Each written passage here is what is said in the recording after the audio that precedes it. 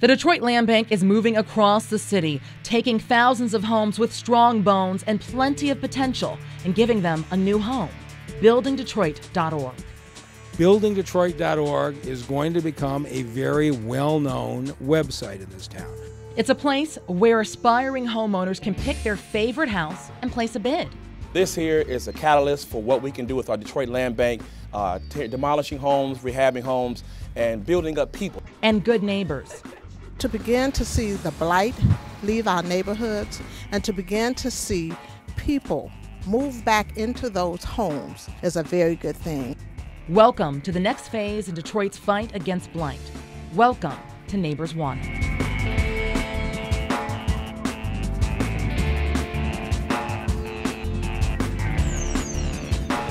Hi, I'm Alexis Wiley. This is Neighbors Want It. Welcome to our first neighborhood, East English Village. It's home to the first houses being auctioned on BuildingDetroit.org. This is a very strong neighborhood with a strong identity and great neighbors. And of course, you got to get a chance to see these houses.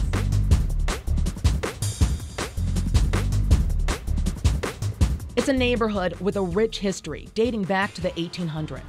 Most of the homes were built in the 20s, designed by individual homeowners who knew exactly what they wanted in a home, which explains why every home has its own unique character. And the Detroit Land Bank homes are no exception. Tony Darajai is with GTJ Consulting.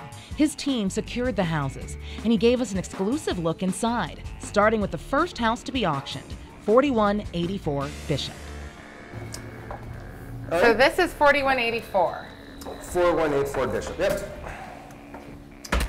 As you can see, you go into the inside, the specific things about these older houses that are different from the new houses are the molding, the crown molding, as this is real plaster. This was molded in, this was handcrafted, it's not a template that they put up there.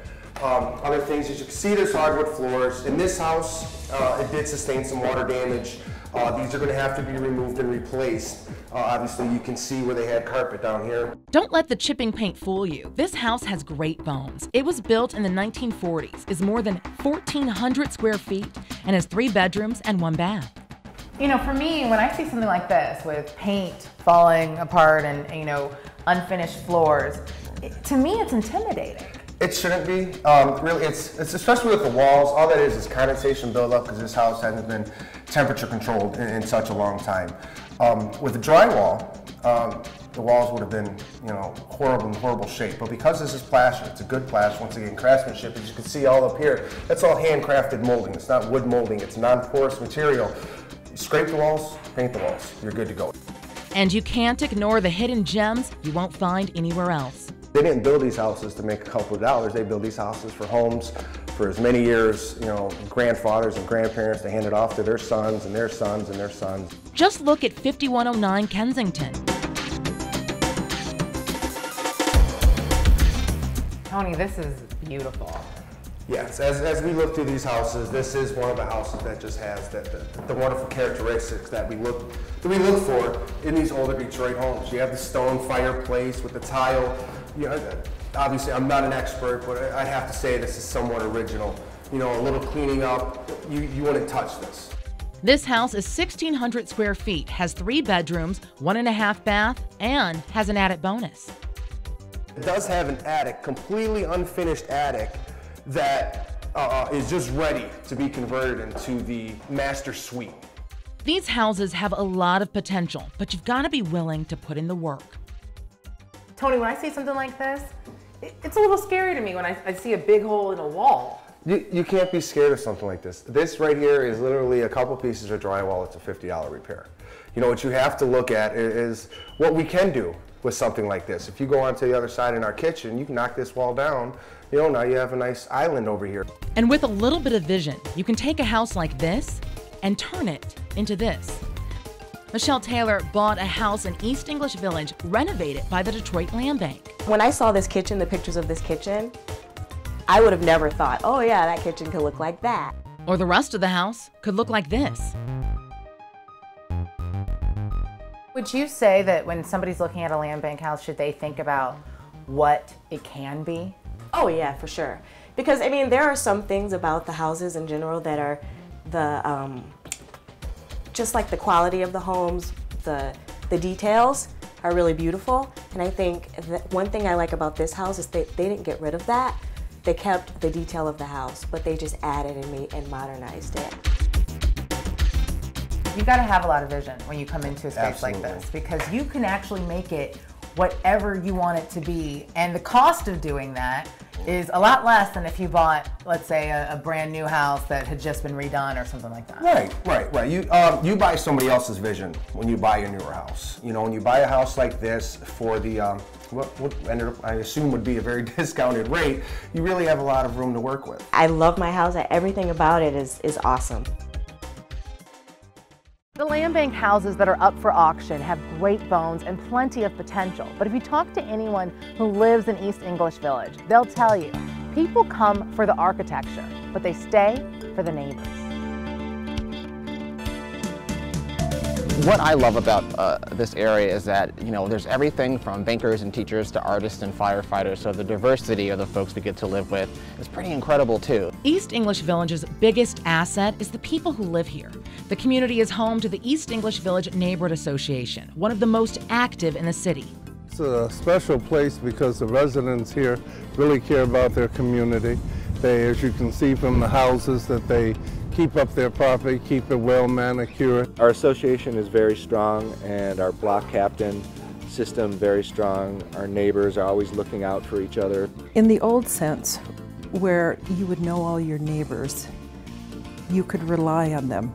So if, say, my husband has gone to do something for the day and something happens to me, I know there's somebody up the block that would help me in case I needed some help. Gwen Wee and her family have lived in the neighborhood for nearly 25 years. She's active in the Neighborhood Association and coordinates the neighborhood-funded security team and volunteer patrol. They cruise the neighborhood and kind of keep an eye out for just keeping a watchful, alert eye. I feel safe, like going for a walk with my little girl, playing outside with her. And the place where Michelle and her daughter play is getting a major facelift. The UAW has invested more than $2 million into building a baseball diamond at Baldock Park. And Brad Dick, Detroit's Director of General Services, says that investment is just the beginning. We put new walking trails in for folks to walk their dogs on and just take walks to the nature area. So it's a busy park. And this neighborhood is ready to welcome some new neighbors. We want neighbors that will take care of their houses, take care of their families, and just be role models for each other. We want to work with our partners and them working with us. So if you leave Grosse Pointe in our area, or Harper Woods, they also abut us here, that you won't tell if you're in Detroit, Grosse Pointe, Detroit, Harper Woods, and that's taking pride in where you live. Councilman Andre Spivey lives in East English Village and represents District 4. He's rolling out the welcome mat, hoping to draw new businesses. And Village Ace Hardware is one of them. Mark and Shelley Elmer moved their store from Grosse Pointe to Detroit. We're getting customers now that we never got in the village. We have enough density in this area that if you start a business here, you will be patronized. And that even goes for small businesses like Rabeau's Cafe on East Warren. The owners live in East English Village, and thanks to the land bank auction, you can too. We're open for business here in District 4, so we want people to come. Mayor Mike Duggan's been holding community meetings throughout the city. I typically attend them along with the mayor and get a chance to hear what people have to say. One thing I'm learning is that auction is pretty much a dirty word in this town. But the Detroit Land Bank auction is unlike any this city has ever seen before because it requires that whoever buys these houses actually brings them up to code. We have some good homes in our inventory. Many of them are in very vibrant neighborhoods. Decantee Men's Cole is Deputy Director of the Detroit Land Bank, the creators of BuildingDetroit.org. The auction built for buyers who want to be good neighbors. That's why it's only open to buyers who are either Michigan residents, willing to move to Michigan and into the house if you're the winning bidder, or are eligible to do business in Michigan. And property owners who've had a history of serious code violations and delinquent property taxes need not apply. Anyone who buys a house at buildingdetroit.org agrees to a strict timeline to bring the house up to code and occupied within 180 days. And if that doesn't happen, the Detroit Land Bank has the right to take it back. This is a part of a multifaceted approach of the new Detroit Land Bank to really tackle blight in neighborhoods.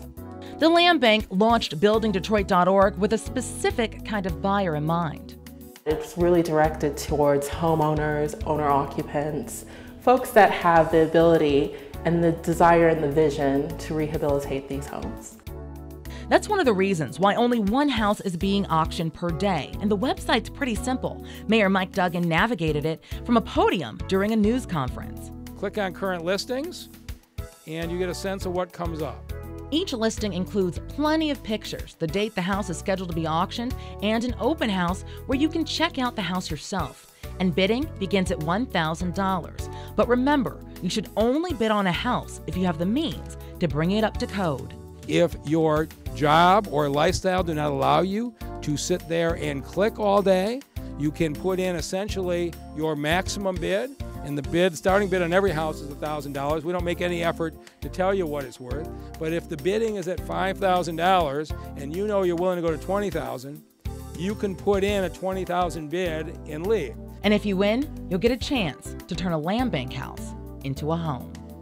I could spend all day telling you how great these houses are, but you've got to see them for yourself. You can find them all listed online at buildingdetroit.org. The auction opens May 5th, and East English Village really is just the beginning. Want to check out the Detroit Land Bank's East English Village homes and meet the neighbors? Come to the open house. It's scheduled for April 27th from 1 to 5 p.m. For more information, visit buildingdetroit.org. For Neighbors Want It, I'm Alexis Wiley.